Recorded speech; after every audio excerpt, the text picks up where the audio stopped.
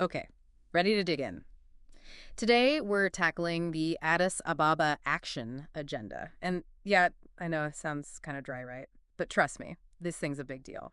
It's basically the world trying to figure out how to pay for, well, a better future for everyone. What I find really interesting is it doesn't just set these huge goals, Mm. like ending poverty or fighting climate change. Mm. It actually gets into the nitty-gritty of money. Like, how do we get trillions of dollars to make these goals happen? So picture the world's biggest budget meeting, but everyone's invited. Governments, businesses, even regular people like us, all trying to figure out how to chip in. Now, this was all happening back in 2015, right? The Millennium Development Goals were finishing up, the Sustainable Development Goals were coming in. Did this agenda look back at all or just jump right in? Oh, it definitely acknowledged the progress made. Things like less extreme poverty, that was huge. But it also, and I think importantly, it recognized the huge challenges that were still there. Like Right. inequality was a big one, still is. And then you've got these looming threats, climate change especially, becoming impossible to ignore. A real pat yourself on the back, but also we've got work to do moment for the planet. So, how'd they propose we actually go about this? They broke it down into these key action areas, almost like chapters in a big financial plan.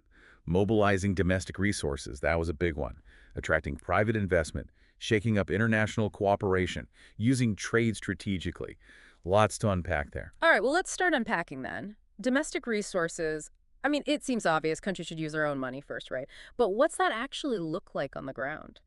It's about making those funds go further.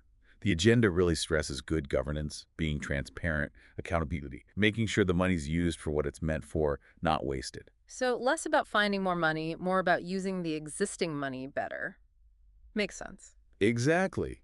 But even with the best systems in place, public funds, they've only got so much reach. And that's where private investment comes in. Right, because governments can't do it all. But businesses, their main goal is making money. How do you convince them to care about these big global issues? By showing them where their interests align. The agenda pushes this idea of a stable investment environment. Businesses are way more likely to invest where there's rule of law, contracts are enforced, corruption's minimized. Sustainable investment needs to also be smart business. So, a win win profit and the planet, ideally. But it's not just mega corporations, right? What about smaller businesses? How do they fit into this? That's key. The agenda talks a lot about MSMEs, micro, small, and medium-sized enterprises. These are often the backbone of local economies. They create jobs, drive innovation, but they also often have the hardest time getting the financing they need. Especially in developing countries where, like, banks might not be as easy to deal with. So, how do we make sure these MSMEs aren't left behind? It's about building a more inclusive financial system. The agenda encourages things like exploring new debt funding structures, better risk management, alternative types of collateral, and really pushes for more financial literacy, giving these businesses the knowledge to not just survive, but to actually grow. Smart. Feels like they were really trying to think broadly, even bringing in stuff like remittances, which most people don't connect to development, really. Oh, absolutely. The money migrant workers send back home, yeah, that's a lifeline for so many families, a huge part of developing economies.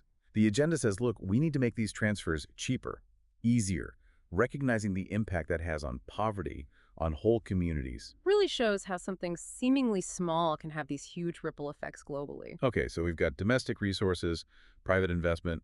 What about international cooperation, like the relationship between richer and poorer countries? Yeah, and the agenda doesn't hold back here. Developed countries, they need to step up when it comes to ODA, official development assistance. That's the aid money. Right, the aid money flowing from wealthier nations to those still developing. Exactly. Yeah. But it's not just about the amount. It's about making that aid actually effective. We've got to move past this top-down approach where donors call all the shots. The agenda says align aid with what countries actually need, streamline how it's delivered, and let those receiving nations take ownership. You know, So less about imposing solutions, more about working with countries to find what works for them. Did the agenda talk about partnerships beyond the usual donor countries? oh, definitely. They highlighted how important South-South cooperation is becoming.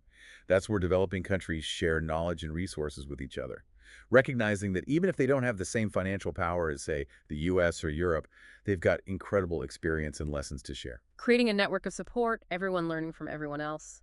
Now, the agenda also sees trade as a powerful tool, but not without some big ifs attached, right? Trade, yeah, it's got huge potential, Right. lifting people out of poverty, boosting economies, but The agenda's clear. It needs a level playing field to really work. So no, just tearing down the walls and hoping for the best. No, not at all. You need a system everyone trusts that's fair, transparent, especially for developing countries. The least developed ones, got to give them a real shot to compete. Makes sense. Can't just have the wealthy countries winning. That doesn't help anyone long term. So how do we make sure the benefits are actually shared? Agenda gets into the specifics. Strengthening trade infrastructure is huge. Then you've got improving access to trade finance, providing targeted help, technical assistance, that kind of thing. Oh, and aid for trade, big section on that. Which is basically aid that's meant to, what, help countries trade better. Exactly. Think building roads, ports so they can move their goods, making customs procedures less of a headache, less delays, training so businesses can meet those international standards, all that practical stuff. Giving them the tools and the knowledge so they're not just participating, but actually succeeding in the global market. On equal footing, ideally. Right. And the agenda is very clear, that aid for trade. Got to direct it where it matters most, those least developed countries. It's funny, thinking about this alongside the debt discussion. Because borrowing, it can be good, right, for development, but gets messy fast if it's not managed responsibly. Exactly. The agenda recognizes that. Borrowing to fund big things, infrastructure, education, that's crucial sometimes. But got to have smart lending and borrowing practices or it backfires. Got to find that balance where debt's a tool to move forward, not this weight holding you back. Exactly that. And they talk about avoiding those unsustainable debt burdens. What happens when it does get out of control? Got to have a plan. Debt restructuring, maybe, where creditors cut them a break, or even debt relief in extreme cases. All that. The point is, the system should be set up to help these countries grow sustainably, not trap them in debt forever. And speaking of systems, the agenda goes big picture too. Oh, yeah. Like what? Well, they get into these systemic issues, stuff that affects the whole global economy, like needing a fairer system for global economic governance, for example, giving everyone a real voice. Meaning developing countries get a seat at the table when decisions are being made that affect them, not just the wealthy countries calling the shots. Exactly. Agenda argues for more, say, in the big institutions, the IMF, the World Bank, all of them. Which, let's be honest, haven't always acted in the best interests of developing countries. Been a lot of kind of top-down decision-making historically. For sure. And beyond just representation, they talk about strengthening the international financial safety net. Okay, for those of us who don't speak economist fluently, what exactly is that, the financial safety net? Think of it like a global emergency fund. All these institutions and mechanisms that are supposed to step in if there's a financial crisis, either prevent it or help everyone recover. Insurance for the world economy. Hopefully you never need it, but good to know it's there. Exactly. But the agenda goes further. It's not just about reacting to crises. It's about fixing the things that make the system vulnerable in the first place. Getting to the root of the problem, not just putting on a Band-Aid. Right. So reforming financial regulations, making sure banks aren't taking crazy risks, better early warning systems so you see problems coming. And they talk about this thing, commodity price volatility. Huge issue. Commodity price volatility, what's that in plain English? So the prices of things like oil, minerals, crops, they go up and down, right? But sometimes those swings are massive, and that can mess up entire economies, especially developing ones that rely on exporting those raw materials. Like trying to build a house on a foundation that keeps moving. Tough to plan for the future. Exactly. Agenda stresses that we need more stability in these markets, more transparency in how they work, stronger rules, so people can't just manipulate prices through speculation. Making things more predictable for everyone, that seems to be a big theme here. Definitely. Yeah. The agenda gets that you can't just throw money at the problem and hope for the best. It's got to be systemic, looking at all these interconnected challenges. We've covered a lot, from trade and debt to this whole global financial system. Anything in the agenda, any specific details that really jumped out at you? A couple things caught my eye. They might seem small, but they're not.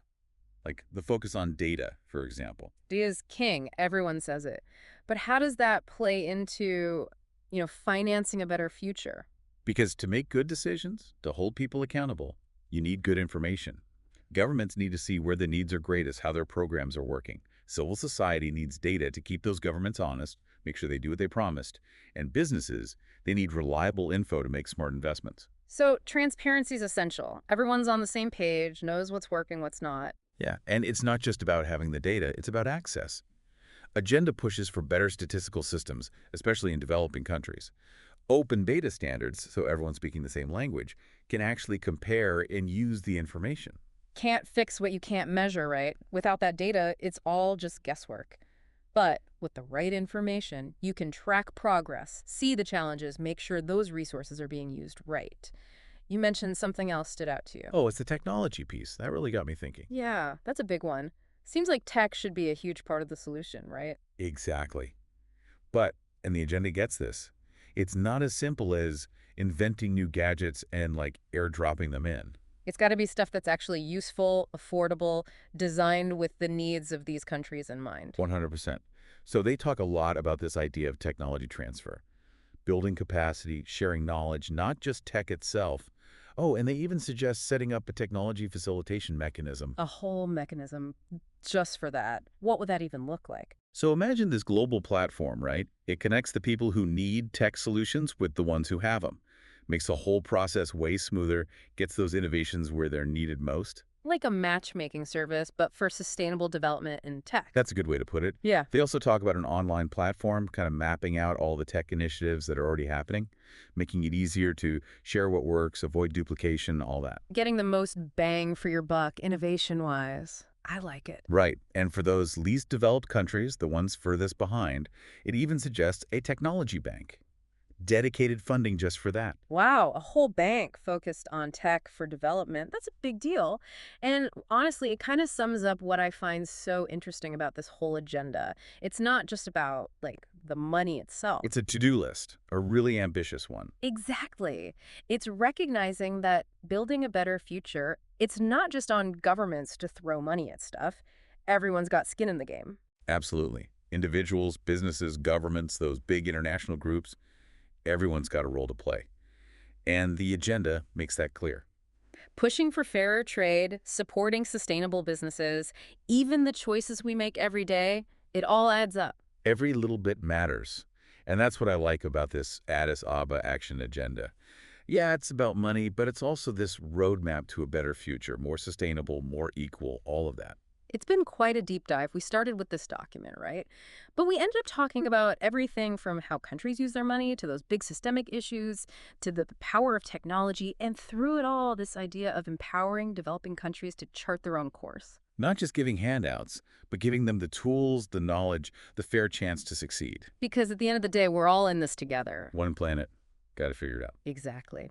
So for everyone listening, what stuck with you? What part of this global puzzle are you going to go research, learn more about? There's always more to uncover. Until next time, keep those brains buzzing.